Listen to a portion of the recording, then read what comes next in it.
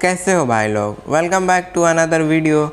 और जो आए हैं थंबनेल ही देख के आए होंगे, काय को देख के आए होंगे, टाइटल देख के आए होंगे। जो काय के फ़ैन हैं वही लोग आए होंगे।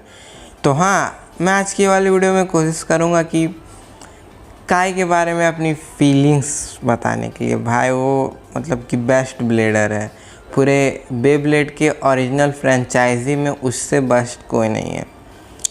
मतलब आप लोग सोच रहे होंगे कि टाइसन कौन है, क्या तू टाइसन को नहीं जानता है? टाइसन तो उससे भी अच्छा खेलता है, उसने उसे कितनी बार हराया है। तो भाई यहाँ ये वीडियो में हारने और जीतने की बात नहीं हो रही है, कौन कितना बेस्ट है वो उसकी बात नहीं हो रही है।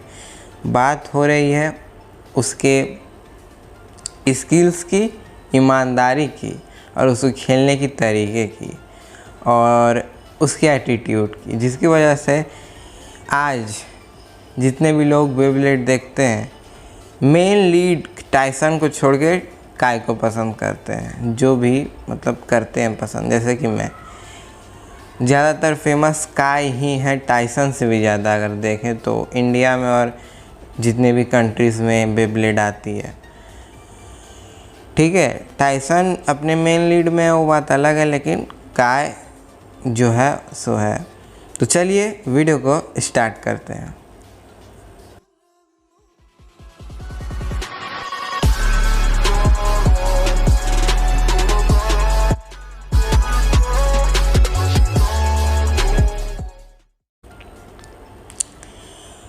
सो गाइस, काय के बारे में और बेब्लेड के बारे में कुछ अपनी फीलिंग्स जो मुझे बतानी थी कि जब मैं अपने टाइम में बेब्लेड देखता था, मतलब कि जब मैं टेलीविज़न पे देखता था अपनी टीवी पे, जब मेरे पास कोई फ़ोन वोन नहीं था बचपन में, भाई सब देखते थे। और जो भी डिज्नी और हंगामा देखते थे अपने बचपन में, वो हो ही नहीं सकता है कि बेब्लेड नहीं जानते हैं। तो बात करें काय की, काय का जो बैकग्राउंड है, मतलब कि वो कैसे बेब्लेडिंग उसने शुरू की, कैसे उसके पास ड्रॉन्जर आया, ये सब उसकी बैकग्राउंड की स्टोरी है।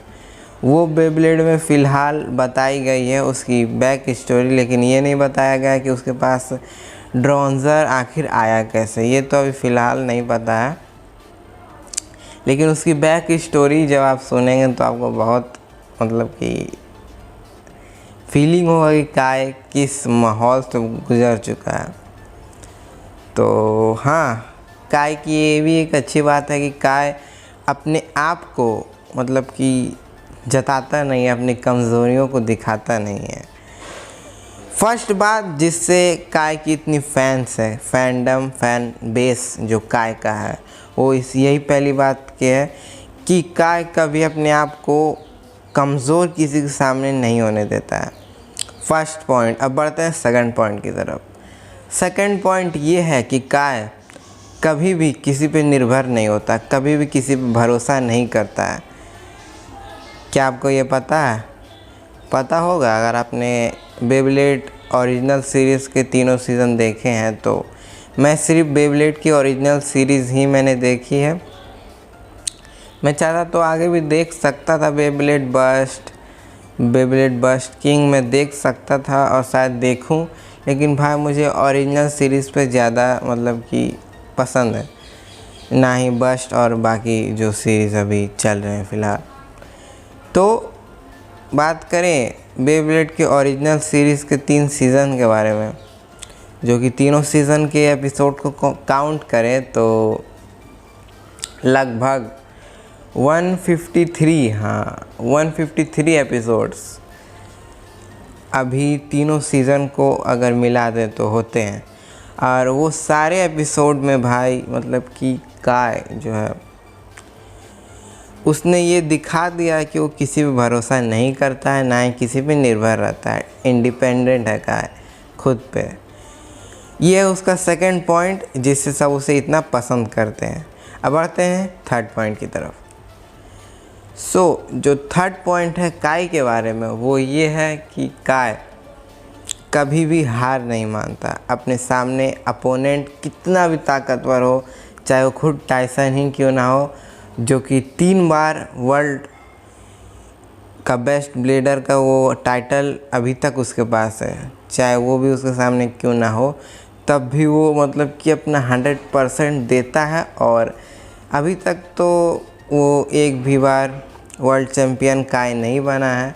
शायद सीज़न 4 आएगा तो बन सकता है। जी हाँ, सीज़न 4 आ सकता है बेब्लेड ओरिजिनल सीरीज़ का, देखते हैं कब आता है। तो भी बात करते हैं काय के बारे में।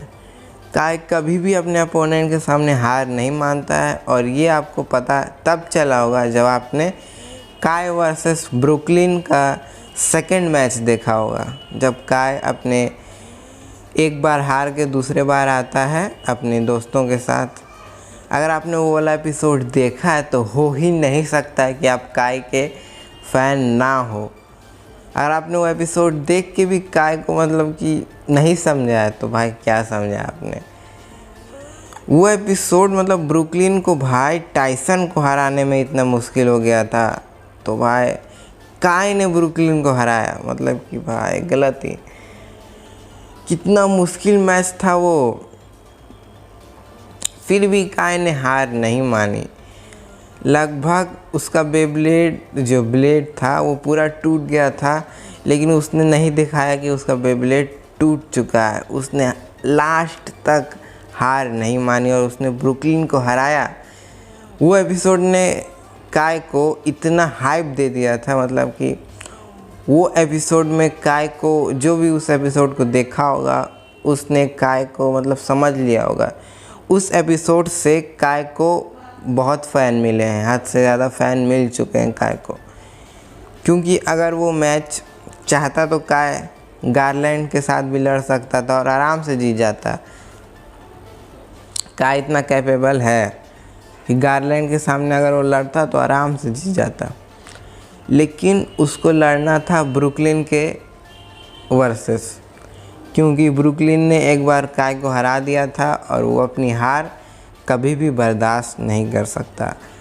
तो सेकंड टाइम काय ने ब्रुकलिन को बहुत गंदे तरीके से हरा दिया और उसका बदला पूरा हो गया।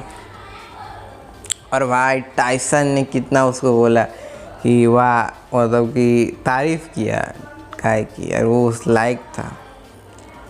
तो वो एपिसोड देखने के बाद ये पक्का साबित हो जाता है कि काय टाइसन से ज़्यादा मतलब कि हिम्मत वाला है।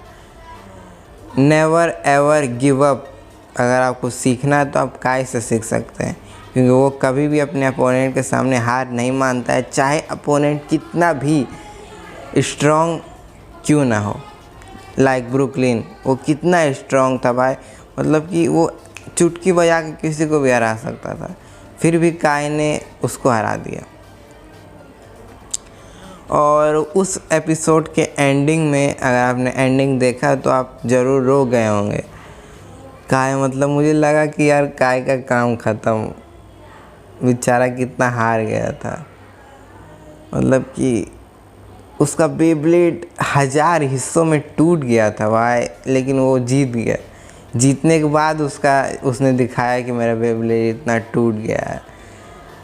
अगर वो रिंग में हार मान जाता तो भाई पूरा मतलब यही चेंज हो जाता, पूरा कहानी ही बदल जाती, समझ सकते हैं आप।